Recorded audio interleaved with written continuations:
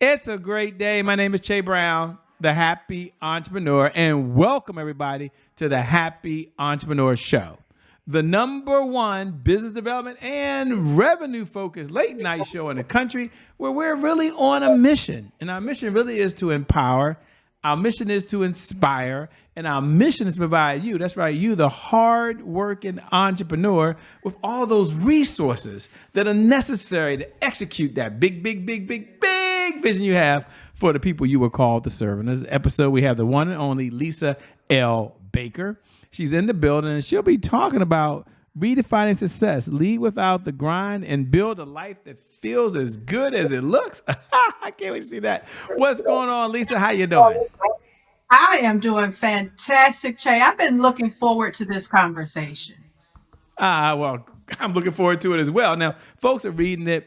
We'll get to your bio, how famous you are, and all the wonderful things you've done in the world, and we'll get to that in a moment. But we're talking about redefining success.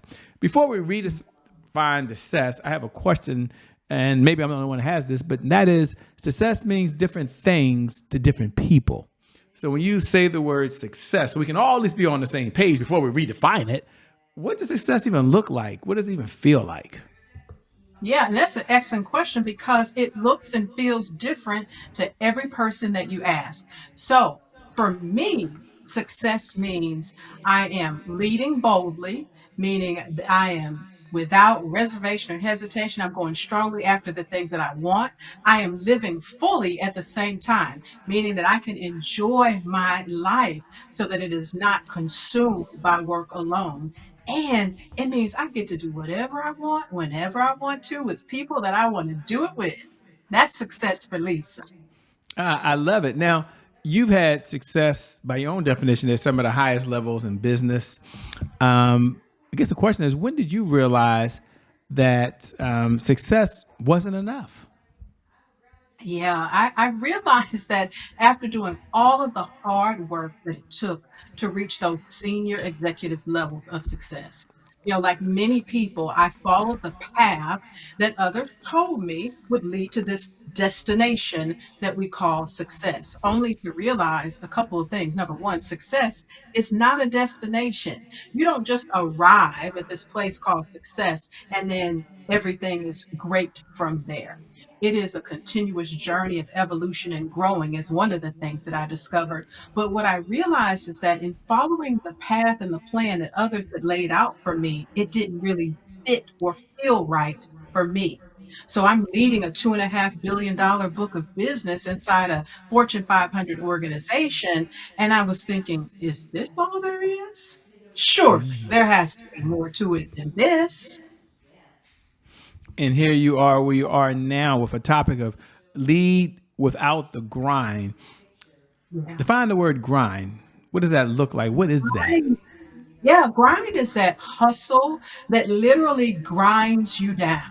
Like you are working hard, long hours, you feel exhausted, you get to the point of almost burnout because you're so busy doing all of the things that people tell you you should do in order to achieve success. So you're working long hours, you're trying to get more certifications, more education, you're networking and meeting with people, doing all of those things that they tell us will lead us to success. I love it. And as you're speaking, ladies and gentlemen, I know you're hearing her voice and you're probably wondering who is this Lisa L. Baker. Some of you have already Googled her. Some of you already put her inside AI and you kind of have idea who she is. And others like don't know who she is at all. We'll get into her backstory in a moment. So I ask her who is she and her backstory, and you'll discover how famous she is. But first, I'm curious because she's not going to ask whatever question I want. What do you say to the entrepreneurs watching right now? How can they tell the difference between chasing success and living in their purpose? I know that's a kind of unfair question because different people are different places. Some people are just getting started in their careers. Some people are having kids. Some people are like me. The kids are gone, by the way, and they're caregivers. I'll say that. But how can entrepreneurs Yeah. tell the difference between just chasing success and really being on purpose? Does that make sense? It makes perfect sense to me. And here's the big difference. If you pursue purpose, you don't have to chase success because your blessings will catch up to you. They will find you. They will overtake you if you're so it's about priorities is what it's about. If I prioritize achieving something that is meaningful to me, that will leave an impact on the world, the legacy that I want to create, and I make that the focus, success will catch up to me. And you'll know it because doors will start to open for you. People will start to come and tap you on the shoulder and say, "Hey, I noticed what you're doing. How can I join? How can I help?" That's what happens when you're pursuing purpose as opposed to pursuing the next goal, the next achievement, the next level of success.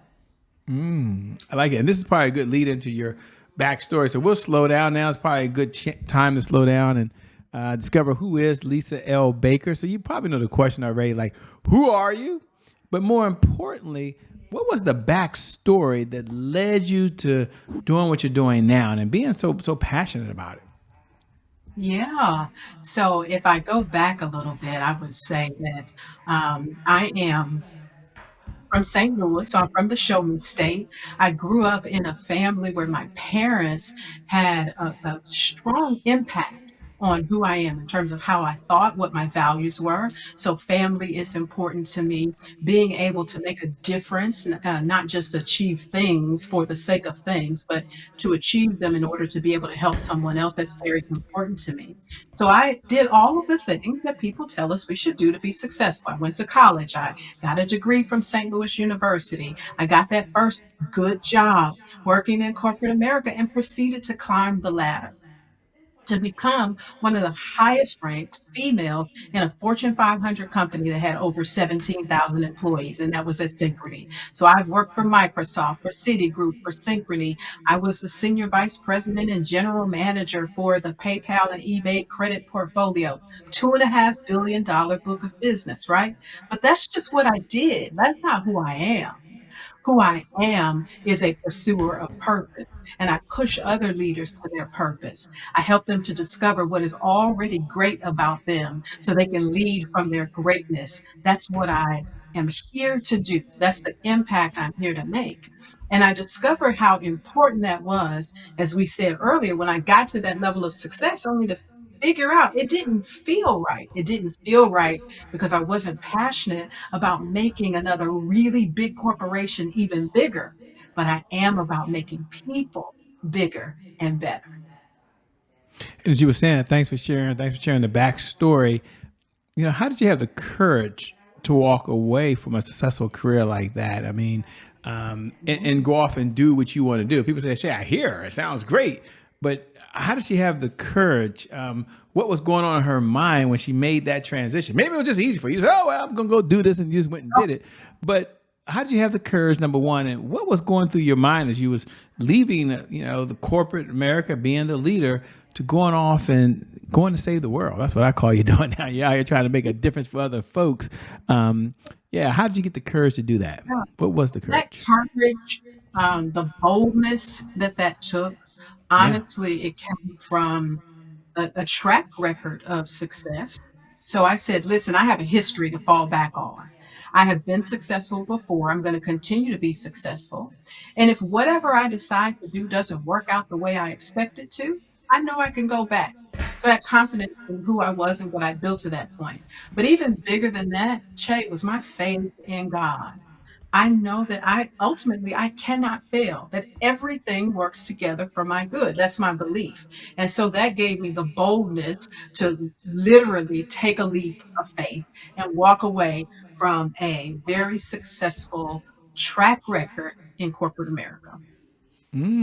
Well said, by the way. And what do you say to an entrepreneur that's watching or the leader that's watching now and says, "Okay, Shay, I could do that, but I've got a problem. My problem is," or I should say, what is her advice to someone that says, "How do I slow down? Because I feel like if I slow down, everything's gonna fall apart. Like I've got to keep going." She was able to slow down, think, look around, but I'm so caught up in it. So the question is, how does someone slow down when they feel like if they slow down, everything falls apart? Any advice you have for that person that feels like they've got to be in everything?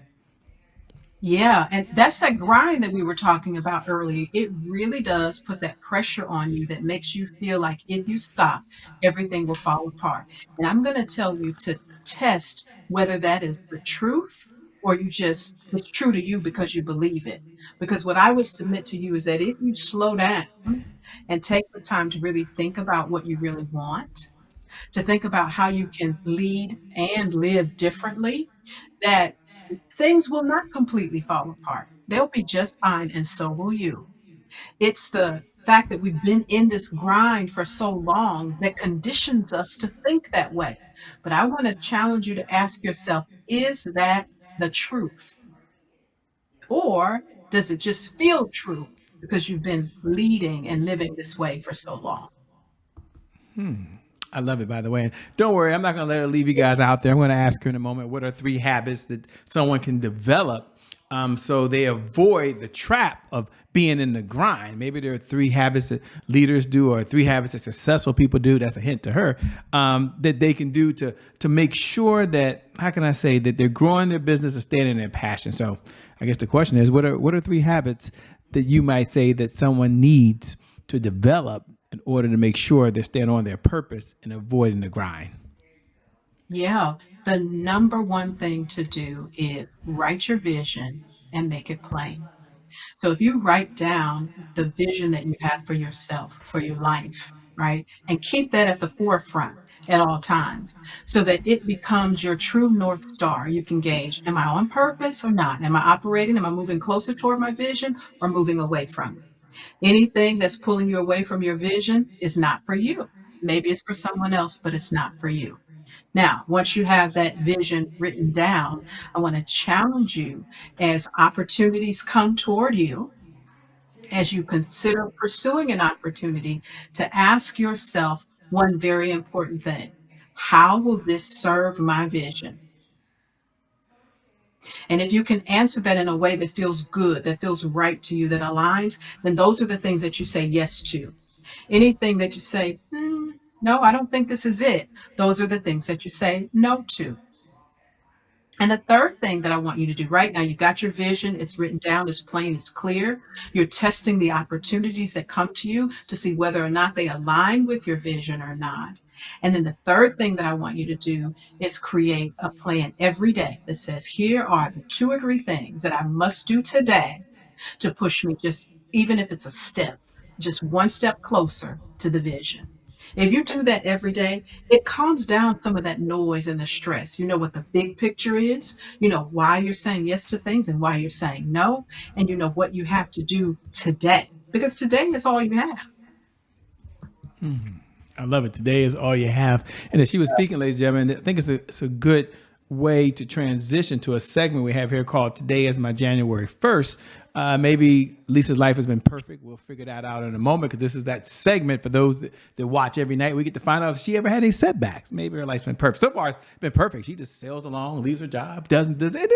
She has a perfect life. We'll figure that out in a moment. But for those folks that know about the segment, today is my January 1st. Today is our January 1st is our personal mantra at the Happy Entrepreneur Show. For all the new folks, welcome to the Happy Entrepreneur family. It represents a fresh start. It represents a do-over. It means our past, no matter how dark and gloomy that past is or how bright and sunny that past is back there, the past really no longer equals the future. And so my question for the one and only Lisa L. Baker sitting on the other side is really twofold. Number one, just when you hear those words, today is my January 1st, what do you even hear? Happy New Year, by the way. And number two, was there ever a time in your life or career where there was a setback, there was a challenge? And if so, what was it? And how were you able to bounce back from it? Yeah, you want just one setback, Che, because I've had many. So let me tell you this. When I hear today is my January 1st, for me, I feel excited. I feel hopeful because that means I get to start again or to continue what's already been working. So I love that. Now, I could tell you about the setback that I had when I filed for divorce after 22 years of marriage. I could tell you about the setback that I had when I had to file bankruptcy and start my financial life over again. I could tell you about the setback that I had when my boss at Microsoft looked at me and told me, in essence, I was the weakest link on his team, right? Those are all setbacks. But none of that matters. I've come back from all of those things. The most recent January 1 that I've had came last year. And it was in that downtime where I had to really think, and I realized I've been playing small. Now, for some people, that might sound crazy, especially hearing all the things that I've achieved. But that realization was I've been playing small in my business. When I think about all the things that I've accomplished for other people's businesses and compare what I've been doing in my own, I said, oh no, honey, you've been playing small because there's no reason why my company can't eventually be as big as some of the other companies that I've worked for. And so that was a reset, a January 1 for me that said, okay, we got to start this thing and do it in a way that leads you to the success that you want to achieve so that I can have the impact that I want to make. And so I've been going all out. I joined the Leadership Experience Tour. I've redone my website. I'm launching a new group coaching program, all the things that are going to be necessary to take Ascentim and Lisa L. Baker to the next level. Congratulations to you. I'm so excited for you. And you're one of the people I had a chance to meet in person. I'll see you again soon as well. You know, one of the questions I love to ask when I have a few minutes, we have a few minutes now, is what's one of the best pieces of advice you've ever been given? And I'll frame it for the audience that you've had a lot of mentors along this journey of life. You've read more books. She still has a bookshelf behind her. I don't talk to many people who have bookshelves behind her, but she still has a real bookshelf. I think that's real bookshelf behind her. She still has she's probably watched more videos than she can remember these days. I mean, 10,000 hours, you can do that scrolling on the weekend these days. So my question is, what's one of the best pieces of advice you've been given that you want to pass on to the audience and why? Yeah, I'm going to tell you, and it will link to what we were just talking about your January 1st. And that is that your history is not a definer of what your future can be, period. You get to rewrite your story. No matter what the facts of your story have been, no matter how tragic or hopeful they've been, you can take those facts and write whatever story you want. So choose to write a success story. Choose to write a story of triumph. And it matters because our mindset matters. The way we think about our circumstances, the way we think about our future is really the defining thing. It's not what happened to you. It happened to you. But who's it for? And Mm. what's the story you want to tell about it? I love it. And one of the things you talked about was finding your area of greatness. And Yeah. without giving away your trademark secrets, what is area of greatness? And Listen, we what's a all way that have an someone area can of greatness. discover it? Yeah. Listen, your area of greatness, it is your strengths, your passions, and your purpose all working together. When you can find that space where all three of those align, that's your unique area of greatness. And no two people have the exact same one. So when you're in that space, now you are your most powerful and authentic self. You can collaborate and not compete because nobody has the same area of greatness. There is no greater Lisa L. Baker than this one, right? I may not even be the only Lisa L. Baker. There may be another, but she's not this one. And her area of greatness is different than mine. So find yours and operate in your greatness. That's where your power, that's where your authenticity comes from. I love it, by the way. I love that. Spot on, by the way. As we come down the home stretch, I'm curious, when you're not out saving the world, you're not out making a difference for other folks, you're not out, speaking and writing and all the wonderful things you do, what does fun look like for you? What do you do for fun? What do you do to relax? Oh my gosh, I just had a great relaxing weekend on Amelia Island. I sat on the beach in the water, watched the sunrise over the ocean, and just listened. That's fun for me. I also love music. So anytime I get an opportunity to hear or see music live, I'm there. Count me in. And you can tell I love to read by all the books behind me. That is fun for me too. So I'm not always reading leadership books or things like that. Sometimes it's just a juicy mystery or something. Well, you have all those books behind you. What's one of your favorite books? I mean, I don't know if there's a favorite book, but there's one book you said, Oh Shay, my here's gosh. one book that I read recently that I just really enjoyed. What would it be? We see your name My back there in the favorite book, little and center. We it's see not that. even on the shelf, Shay. It's sitting beside me.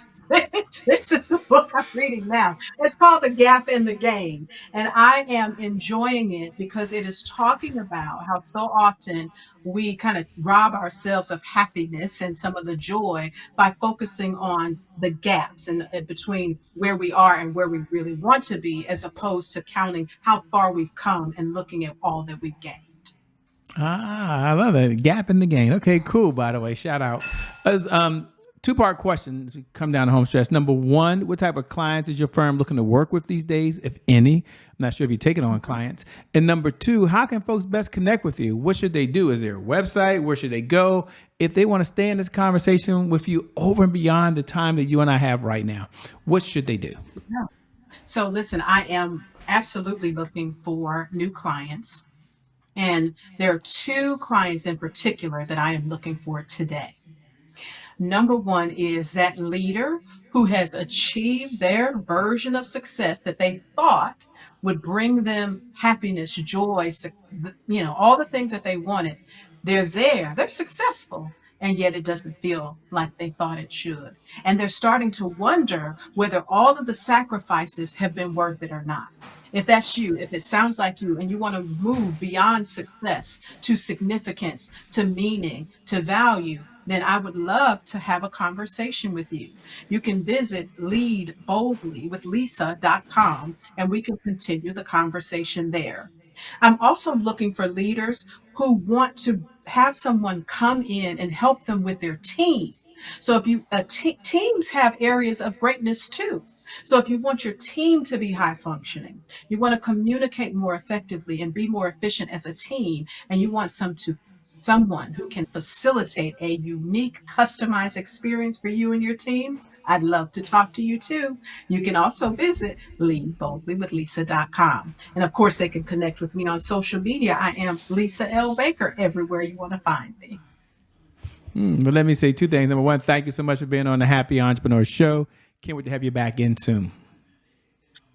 You are welcome. It's an honor to be here, and I look forward to continuing the conversation soon.